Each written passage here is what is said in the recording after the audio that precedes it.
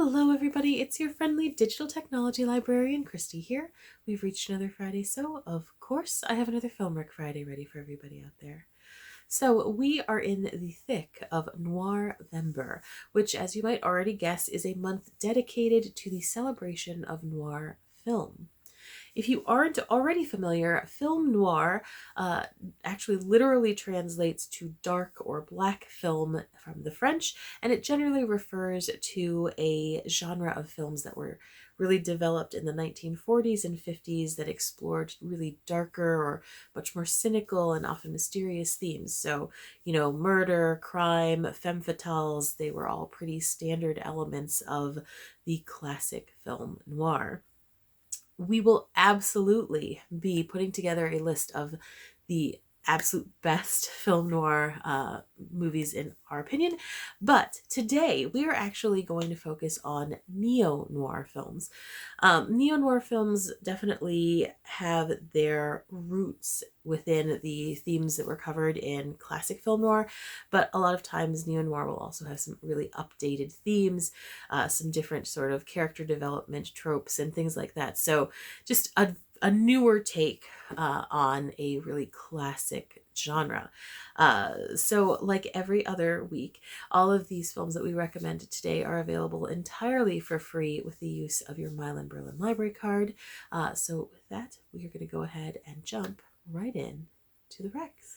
Okay, so my first recommendation for today is available on both Canopy and Hoopla, and that is 2000's Memento.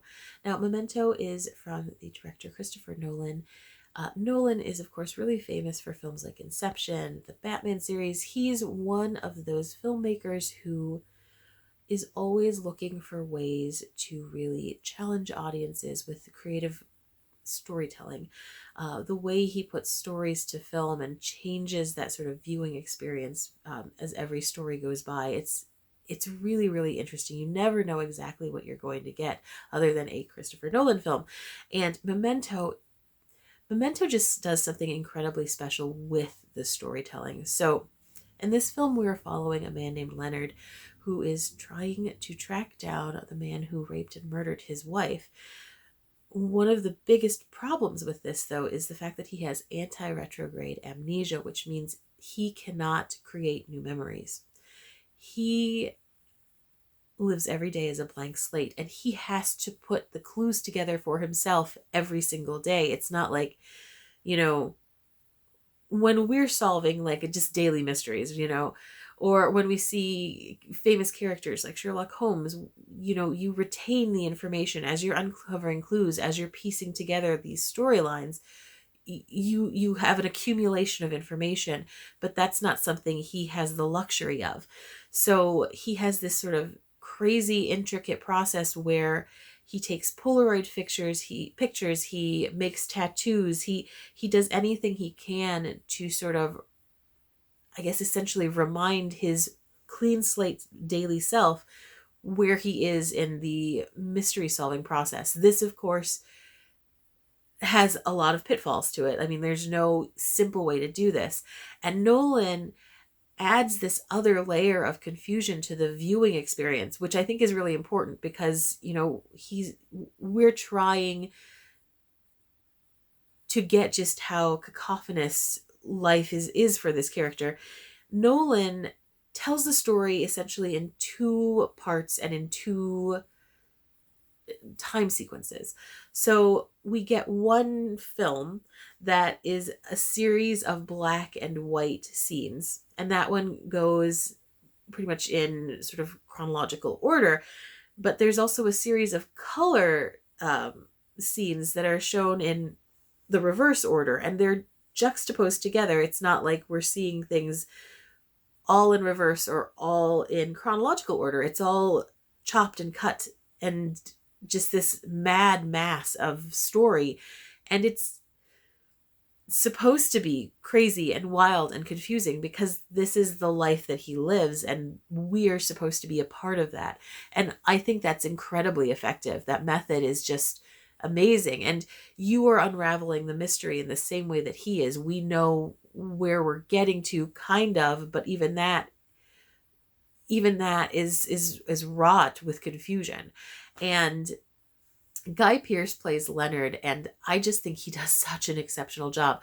So I guess Brad Pitt was supposed to be cast as Leonard originally, but there were like film scheduling issues, and so he had to drop it. And then Pierce was just sort of like the guy they got to fit in. And I cannot imagine this movie with anybody else because he just does such an incredible job of embodying all of these emotions, like the rage, the confusion, the frustration. It's just so well portrayed, and it's never over the top, but it's so deeply ingrained in this character he builds.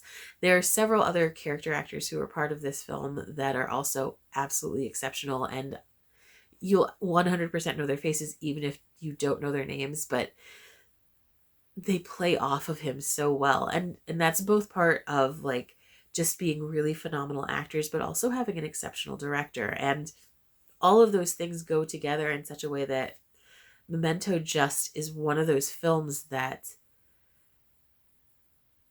it brings something very fresh to this genre that's of course been around. Like, of course, classic noir has been around since the 1940s, and even neo-noir films have been around for a very, very long time. We've been calling things neo-noir for decades now, and this just adds something very fresh to it. And it's not that like neo-noir is a tired genre. It's not. It's always really interesting. They're always finding new ways to tell stories, but this is just such a different take on things. And it's such a good way to grab audiences and put them into a story. So you are hunting down this murderer as well. Like, you are trying to figure out what's going on, figure out who is really guilty and who is really the victim. And it's just really, really fascinating. So if you get the chance, if you like movies that really make you work for solutions and answers, definitely check out Nolan's Memento. It is an incredible, incredible film. And again, available on both Canopy and on Hoopla. Okay, my other recommendation for today is available to stream via our Hoopla service, and that is 2009's Mother.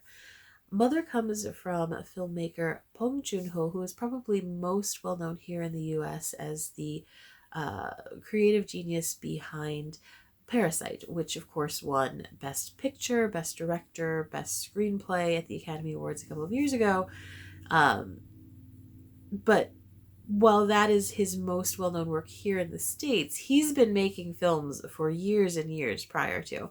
And probably one of his most lauded movies from that period of time would have been Mother. Mother is one of those movies that will absolutely stick with you. We are following a widow who lives alone with her developmentally disabled son. She's been his caregiver for his entire life. They live in this very small provincial South Korean town, and they don't have a lot of money. She pretty much makes her living by sort of making these medicinal tinctures, and the two of them are quite close, like they're all they have. But things become incredibly horrible as the movie goes on. We discover that a young girl in this village has been murdered.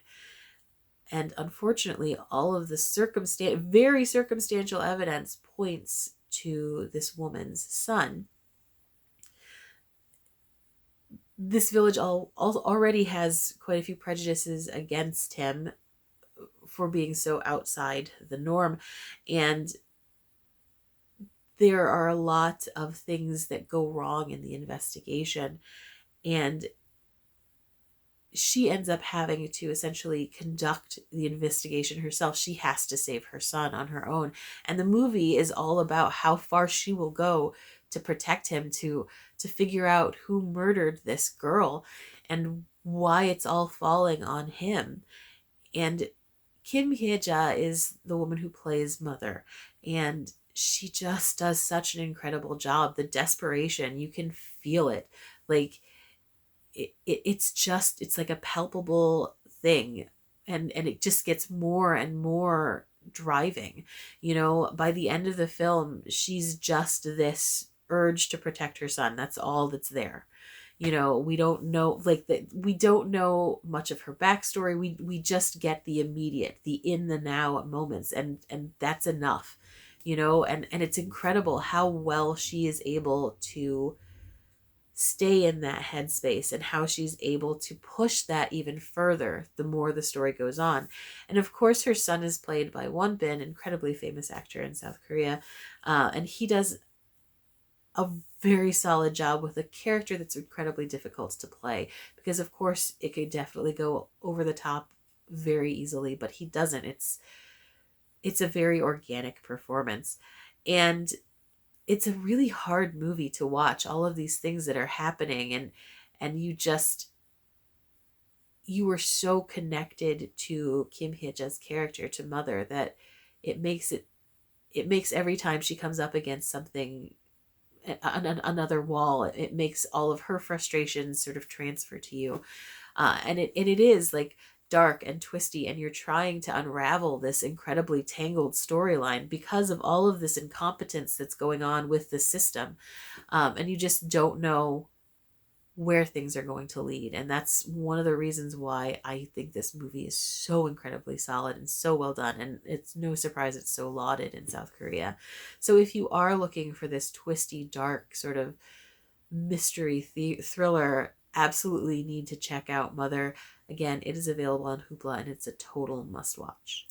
Okay, so those are my recommendations for today. If you have any other neo-noir films that you would like to recommend and share with other film fans, please comment with those below. If you have any recommendations for themes you'd like to see us cover in the future, definitely comment with those. As always, thank you so, so much for joining me, and hopefully I will see you next week. Bye-bye.